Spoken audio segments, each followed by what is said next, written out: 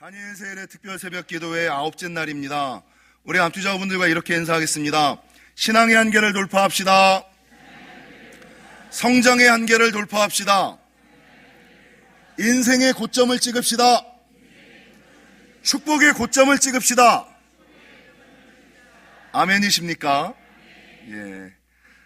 이제 다니엘 세일의 특별 새벽 기도회가 9일, 내일은 주일이라 새벽에 잠깐 쉬고, 주일 예배 끝나고 나면 위험과 유혹과 위험이 한번 찾아옵니다. 월요일 날 이제 다시 오기가 싫어지실 거예요. 근데 월요일만 나오면 절반을 훌쩍 넘고 카운트다운에 들어간다는 것을 좀 기억하시고, 여러분, 사단의 괴계와 장난 어떻게 하든지 간에 마귀는 말씀을 듣지 못하도록, 은혜를 받지 못하도록 시험하고 유혹한다는 것을 기억하시고 깨어 구별하시고 조심하시는 저와 여러분이 되시기를 주님의 이름으로 간절히 축원합니다. 그래서 어떻게 하면 이 새벽 다니엘 세일의 특별 새벽 기도에 활력을 불어넣을 수 있을까를 고민하다가 우리 장로님들께서 사람들을 위하여 좀 치킨을 쏘시고 싶으시다고, 우리 영지교회에, 여러분 2026년 우리 영지교회가 성장의 한계를 돌파하기 위한 첫 번째 일로 회를 조직했습니다. 예전에 우리 교회에 권사회가 있고 안수집사회가 있긴 했습니다만 이 회가 활발하게 운영되고 그러질 않았습니다. 왜 그러냐면 모든 교회들이 회를 조직하고 나면 이 회가 모여서 하나님의 일을 하는데 열심히 해야 되는데 이게 정치 세력화가 돼요. 그래서 안수집사회가 권사회와 다투고 권사회가 장로회와 다투는, 그래서 우리 교회는 회를 공식화하지 않고서 그냥 섬겼는데, 교회가 성장하기 위해서는 조금의 위험은 있지만 그럼에도 불구하고 회가 조직되어야 되겠다라는 생각에 2026년도에는 장로회를 결성하고 기존에 있었던 권사회와 안수집사회를 활성화하는 한 해로 삼았으면 좋겠다. 그래서 여러분, 이 회가 조직되면 회장님들, 회원님들이 꼭 기억하셔야 되는 게 있어요. 여러분, 회나 부서, 모든 회나 부서는 마찬가지예요. 1년에 2번 이상은 모여라. 아멘 하세요. 여러분, 보통 부서 이런 분들은 분기에 한 번씩 모이잖아요. 근데 교회에 있는 모든 부서나 회, 성가대라든지 교회학교라든지 1년 상반기에 한 번, 하반기에 한 번 의무적으로 회의로 모이든가 회식으로 모이든가 차를 마시러 모이든가 무조건 1년에 2번 이상은 의무적으로 모여라. 아멘. 그리고 두 번째, 회비를 걷어라. 여러분, 하나님의 일을 하기 위해선 어쩔 수 없이 회비가 필요하거든요. 그리고 가끔 어떤 회에서 보면 회비 내는 게 싫어가지고 부정적인 사람에 의해서 회가 끌려가는 경우들이 있어요. 여러분, 교회는 부정적인 사람에 의해서 끌려가야 됩니까? 긍정적인 사람에 의해서 끌려가야 됩니까? 그러니까 안 내겠다는 사람들은, 회비 내는 게 어려운 사람들을, 버거운 사람들은 어쩔 수 없는 거야. 근데 그 사람들의 의견이 회를 좌지우지하게 되어서는 안 되는 거예요.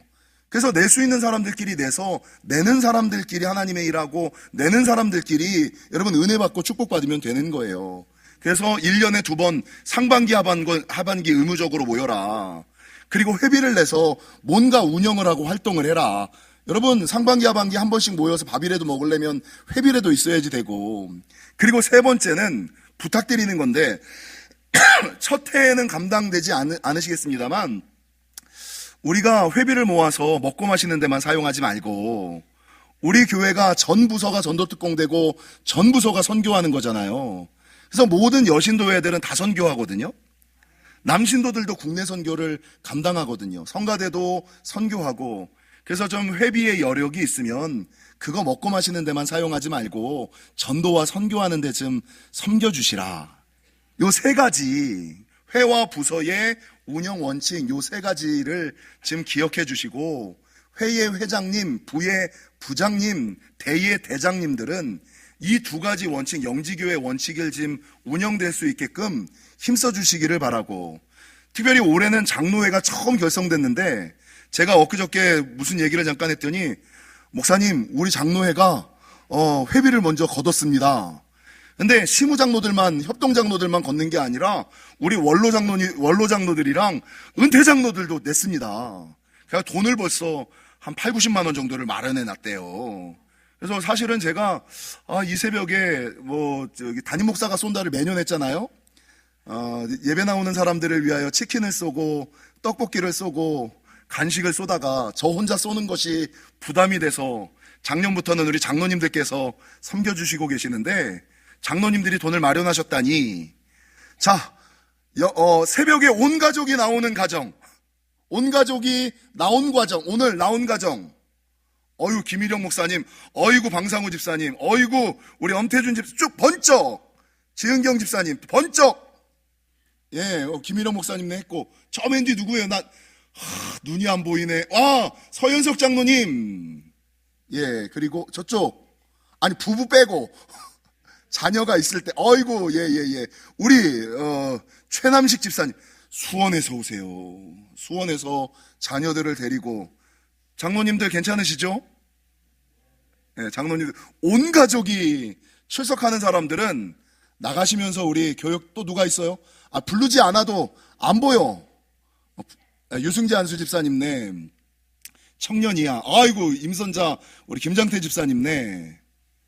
또 안 부른 사람들 또 안 불러주면, 어유 우리 저기 천일수 예, 최정숙 집사님 가정, 또 민경우 집사님 가정, 예, 아이고 감사합니다. 예, 가시면서 제가 부르지 않더라도 우리 나은숙 전도사님한테 우리 가정 온 가족이 교회 왔습니다 신청해 주시고, 또 부모 없이 자기 혼자 나온다. 부모 없이, 도연이, 그 도훈이, 그 가운데에는 이름이 뭐지? 우리 청소년 삼총사, 이거 쭈루룩 3명. 니네도 전화번호 적어놓고 가라. 이 3명 또 있어요? 부모님 없이. 아이고, 거기 누구예요? 준호. 야, 청년은 좀 빼야 되지 않겠냐? 청년은 성인 아니냐? 야, 이거 힘들어. 내가 내는 건 아니지만, 청년들 혼자 나오는 사람 손 들어보세요. 준호. 야, 준호까지 주자. 여러분, 사모하는 사람에게 열리는 거예요. 강청하는 자에게 하나님이 허락하시는 거예요. 그래서 이분들에게는 띄웠어 PPT? 네, 띄웠어요. 우리 장로님들께서 치킨을 전화번호를 보시면 제가 카톡으로 보내드리도록 하겠습니다. 할렐루야. 우리 장로님들에게 박수 한번 하실까요?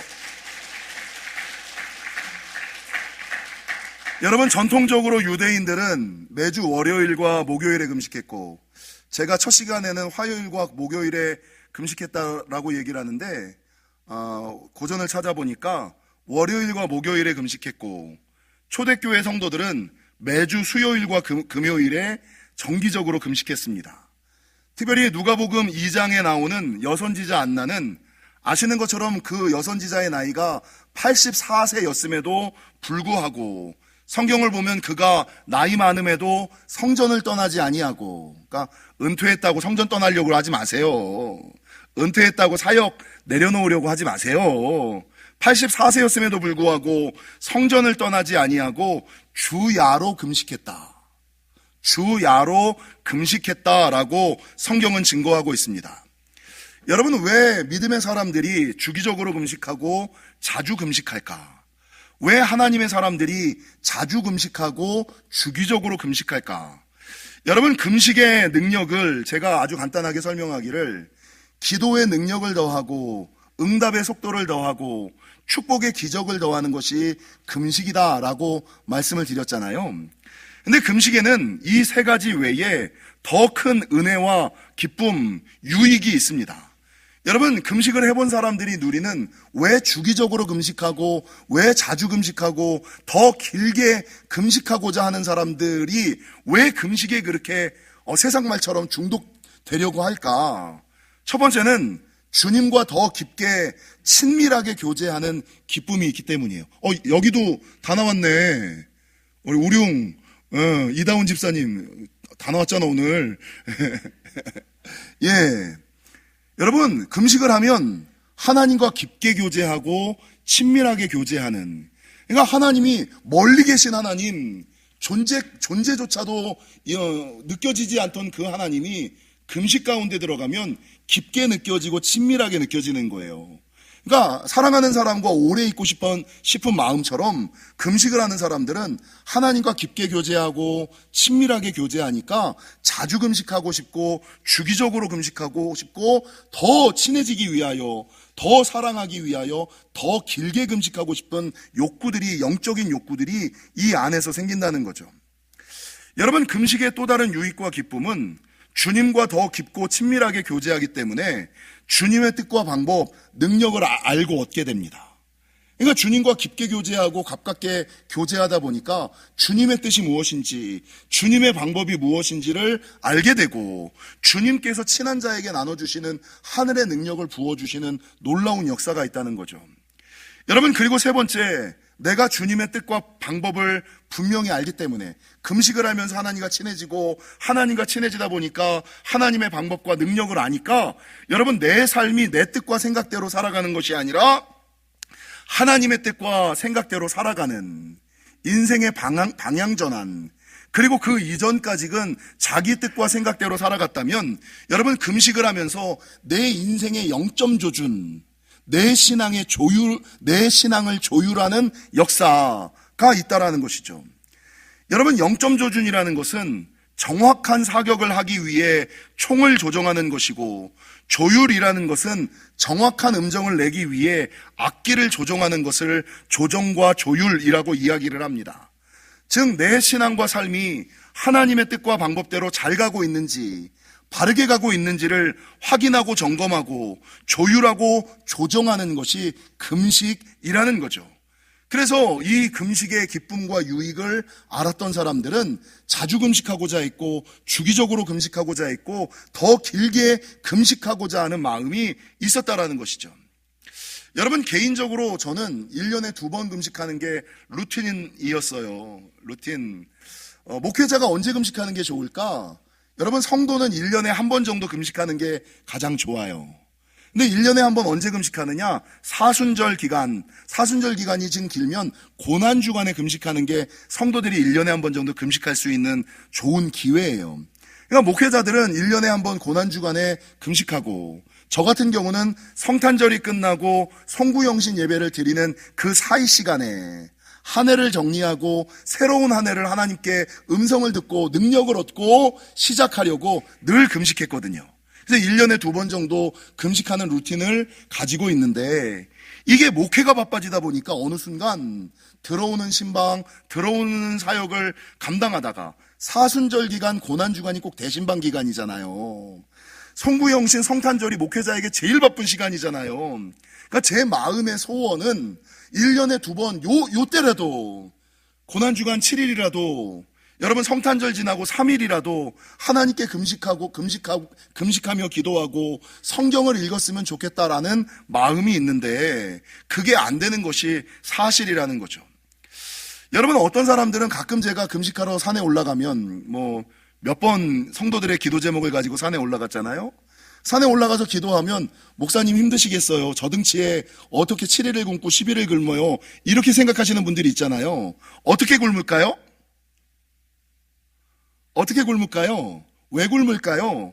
여러분, 많은 성도님들이 저의 금식을 걱정해 주시는 것은 감사한데, 여러분, 금식을 하다 보면 금식하는 것이 몸은 힘들고 어렵지만 내 영혼이 살아나는, 내 삶의 0점 조준, 내 영혼의 여러분 조율이 일어나는 시간, 새로운 삶의 목표와 방향이 보이고 잡히고 그것들을 감당할 수 있는 능력이 부어지는 시간이 금식이기 때문에, 여러분, 금식은 하면 할수록, 제가 지병을 얻고 나서 정말 후회하는 거, 여러분, 제가 지병이 있고 목소리를 잃었잖아요. 목소리를 잃고 나서 제일 후회하는 거, 목소리가 있을 때 큰 소리로 하나님께 찬양할 걸. 목소리를 잃어버리니까 찬송가 1절에서 4절을 완창을 제가 못하잖아요. 하다가 가끔 제가 목소리가 이렇게 삑사리가 나잖아요. 이 목을 잃어버리니까 하나님께 찬양하고 싶어도 마음껏 찬양하지 못하는구나. 여러분, 초창기 제가 영지교회 부임했을 때 부르짖어 통성으로 기도했잖아요. 근데 어느 순간부터 정두환 목사의 통성 기도가 줄어들었잖아요. 목소리를 잃어버리면서부터 뭐 소리내서 부르짖어 기도하지 못하는구나.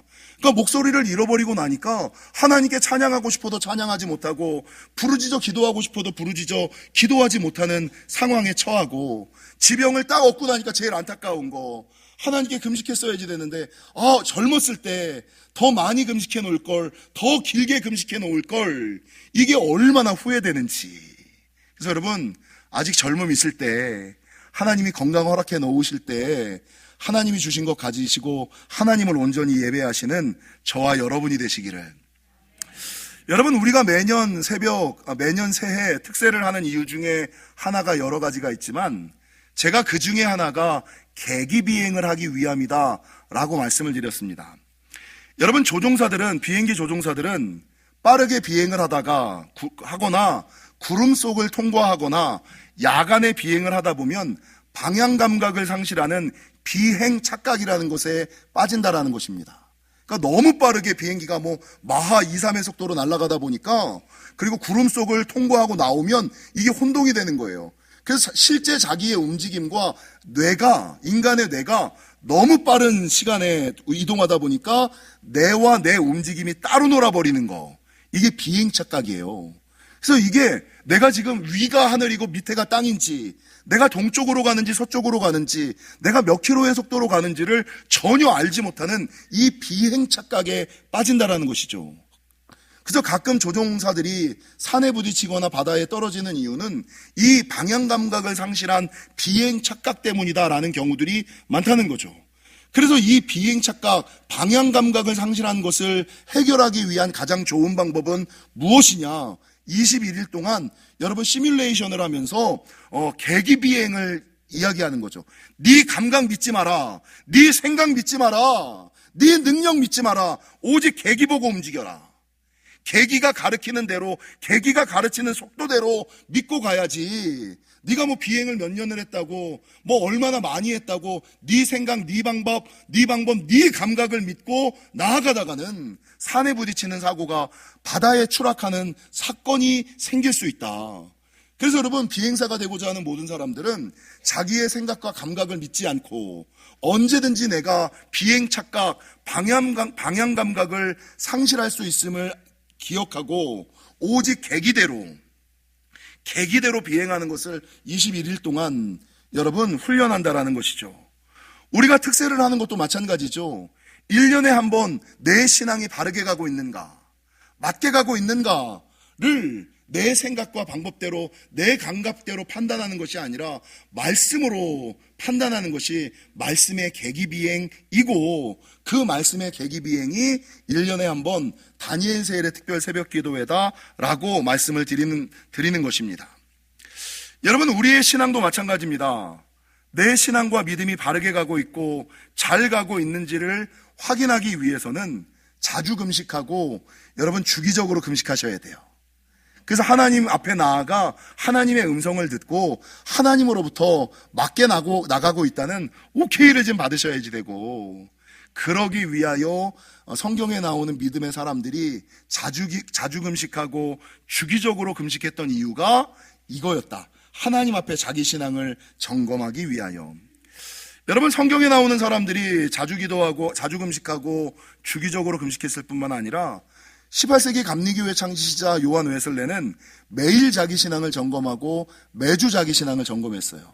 더 나아가 19세기 미국의 대각성 운동을 이끌었던 조나단 에드워즈는 매일 자기 신앙을 점검하고 매주 자기 신앙을 점검하고 매월 자기 신앙을 점검하고 매년 자기 신앙을 점검했어요. 그래서 오늘은 여러분 말씀만 듣고 있다 보니까 너무 지루해 하실 것 같아서 내 신앙을 확인하는 점검표를 또 하나 들고 왔어요. 펼쳐보실까요? 여러분, 이 신앙점검표는 사랑의 교회가 만든 신앙점검표인데, 내 신앙의 건강도, 내 신앙이 제대로 균형 잡혀 있는가를 확인하기 위한 체크리스트예요. 한번 읽어볼게요. 온전함을 사모하는 영혼은 어떤 특성을 가지고 있을까요? 가장 주된 특성은 예수님의 온전한 희생을 감사하여 예수님처럼 되고 예수님처럼 사는 것입니다. 온전한 제자를 향한 영적 등정을 시작하려면 우리는 부족한 부분들을 예수 그리스도에 대한 깨달음으로 채워가야 합니다. 또한 부르심에 받은 일에 합당하게 행하여 온전함의 신비를 이루어가야 합니다. 다음은 온전함을 사모하는 제자들을 위한 영적 건강 진단 기준들입니다. 각 항목을 체크해 보면서 나의 영혼의 건강 상태를 점검해 보겠습니다. 쭉 점검해 보고 넘어가겠습니다. 1번, 매우 그렇다는 5점, 그렇다는 3점, 아니라는 1점. 이걸 체크를 해가지고 점수를 매긴 다음에 뒷장에 있는 거에다가 자기 도표를 그려볼 거예요. 주일 예배에 한 번도 빠짐없이 참석하였습니까? 체크해 보세요. 예배 시간을 지키고 바른 자세, 단정한 복장으로 예배에 참석하셨습니까? 하나님 임재에 대한 갈망을 가지고 예배에 참석하셨습니까? 주일 설교를 잘 경청하며 마음을 다해 하나님을 찬양하셨습니까? 예배를 드린 후 삶의 실제적인 변화가 있었습니까? 몇 점이십니까? 옆에 한번 써보시고요. 이게 예배 영역. 내 예배 영역이 얼마나 되는지. 여러분, 공동체 영역을 살펴보겠습니다. 작년 한 해 예수가정 모임에 잘 참석하셨습니까? 소그룹, 예수가정을, 내가 속해 있는 부서회, 예수가정 다 같은 거예요. 부서를 들 수도 있고, 회를 들 수도 있고, 구역을 들 수도 있고, 예수가정의 맞이와 식구가 내 인생의 단짝으로 느껴집니까? 여러분이 속해 있는 구역의 구역장님이 친밀하게 느껴지고 신뢰가 되십니까? 여러분이 속해 있는 부서의 부장님이 가깝게 느껴지십니까? 여러분이 속해져 있는 회의 회장님이 신뢰할 만합니까? 여러분이 속해 있는 교회의 목사를 믿을 만합니까? 따를 만합니까? 요거를 점검하시는 거예요.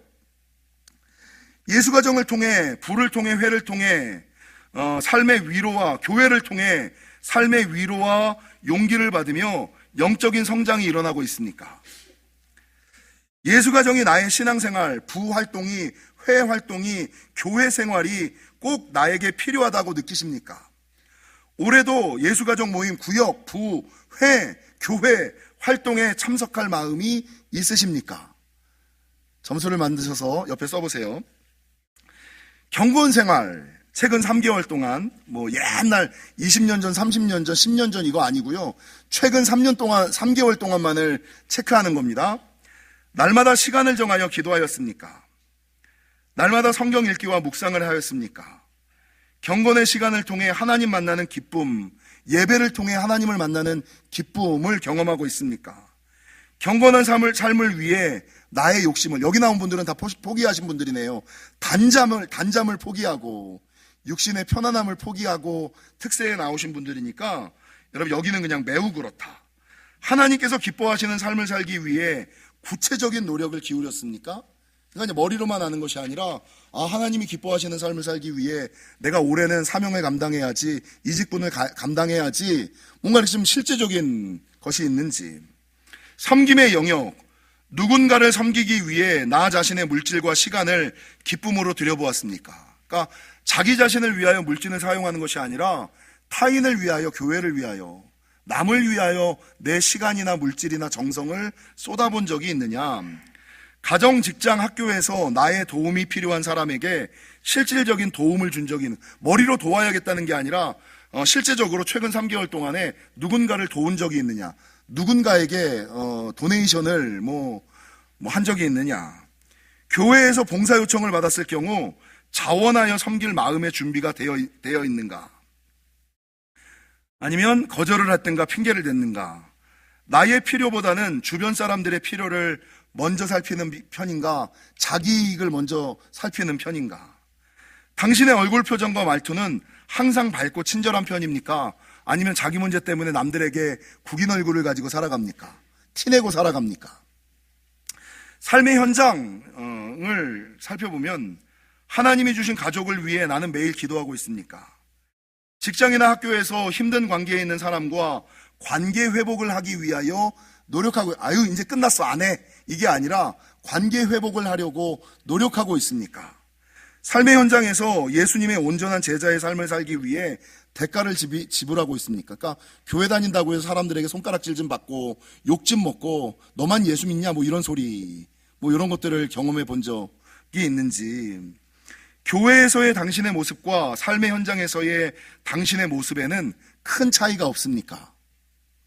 교회랑 교회 바깥이랑 똑같은, 가족들의 영적 상황에 민감하게 반응하는 편입니까? 내가 더 힘들어, 이게 아니라 배우자의 필요, 자녀의 필요, 부모의 필요에 자기가 먼저 움직입니까?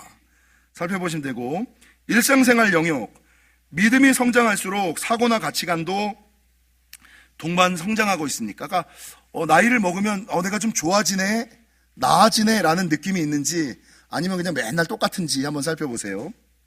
내 안에 있는 상한 감정들이 예수님의 말씀을 통해 회복되는 경험이 있습니까? 과거의 부정적인 경험, 상처, 이런 것들 때문에 내 신앙생활이 정체되어 있거나 후퇴되어 있는지, 그런 것들과는 관계없이 그 문제를 해결하고 여전히 성장하고 있는지, 이거 정말 중요합니다. 성도들의 신앙이 성장하지 않는 이유는 다 이 이유입니다. 거듭난 의지를 통해 삶의 모든 영역에서 하나님의 뜻을 기쁘게 순종하고 있습니까? 직장이나 학교 동료들과 화목한 관계를 맺기 위해 꾸준히 노력하고 있습니까? 구역 식구들과 부서원들과 회원들과 화목한 관계를 맺기 위해 나도 좀 네가 나에게 맞춰가 아니라 내가 남에게 좀 맞추는 노력을 합니까?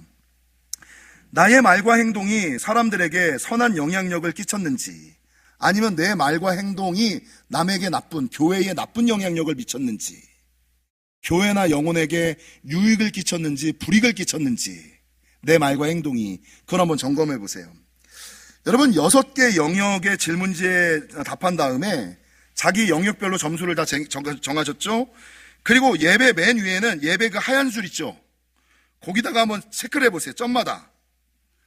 그리고 그 다음에 공동체는 오른쪽 흰 점에다가 내가 지금 25점인지 20점인지 15점인지 10점인지 5점인지 아니면 23점인지 17점인지 그 점을 비슷하게 체크를 해보세요.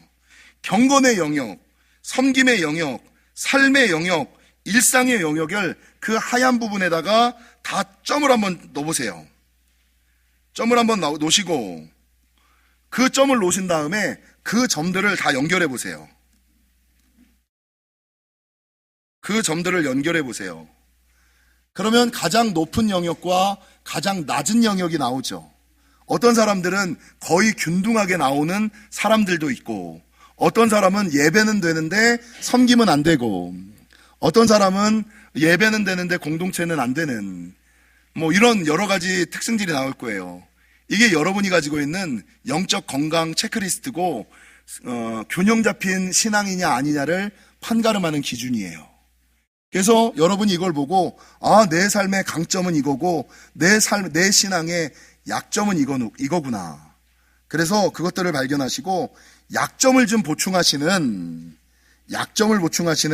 2026년도가 되셔서 균형 잡힌 신앙을 가지고 살아가시기를 주님의 이름으로 간절히 축원합니다. 사랑하는 성도 여러분, 찬양팀 나오세요. 바른 믿음을 갖고자 하는 사람들은 인생의 중간중간 자기 신앙과 믿음을 확인하고 점검하고 조율하고 조정하였던 사람임을 기억하시고, 말씀을 준비하다 보니까 어느 교회는 임직자들한테 이걸 다 시키더라고요. 문항은 좀 달라요. 예배 영역, 기도 영역, 섬김 영역, 공동체 영역을 다 해서 몇 점 이상인 사람들만 안수집사 권사로 세우더라고요. 이게 내 신앙의 균형, 내 신앙의 건강 지수임을 기억하시고, 우리 영지교회에 속한 사람들은 신앙의 중간중간 신앙과 믿음을 조율하시고 조정하시는 저와 여러분이 되시기를 주님의 이름으로 간절히 축원합니다.